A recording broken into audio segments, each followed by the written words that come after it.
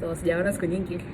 I'm sorry. Nimerudi kazini and it's like I'm juggling a lot, like fanya hiki na shway studio, nina agency I'm working on. I'll be about it very soon. I have a lot of things to do. I don't have a presentation, and that's why I'm wearing very professional, and I like this top. Napenda hii top by the way. So just kuambia guys, I'm just happy and blessed, and I hope you guys also learn Jumatatu, so I hope you guys also feel the same way. Kwa sababu unajua maisha saa nyingine, yani hata kama useme kwamba nina shida mpaka wapi, lakini you just have to be thankful to God kwa sababu umeamka asubuhi, uko na uhai wako, watu tunawapenda hapo hai. Why not say thank you to God? Why? Tell me why.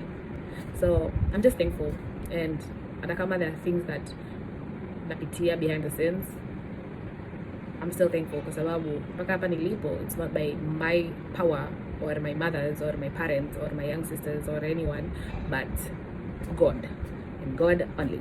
And wale ambao wamefunga nice. Hata mimi nimefunga. Okay. Unajua kuna wale watu wanaofunga kwa kula. Kuna wengine tunafunga kwenye vitu vingine. Unaelewa? So, yeah, and that's a good thing.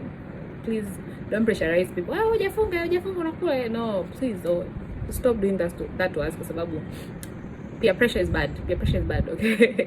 So, kuna wengine wamefunga kunywa pombe, kuna wengine wamefunga kutukana, kuna wengine wamefunga unajua, like things like that, things that you know that you can't live with, ama it's part of you but you're doing it.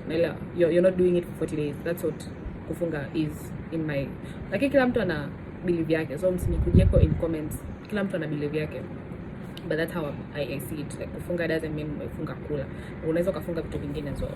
So yeah, kuna wengine watu na ulcers jamani, to pressurize. Anyways, see you guys in the next one. Nimependa nilivovaa, it's like really nice. See, don't look at my work table, it's like really disorganized. I was just working.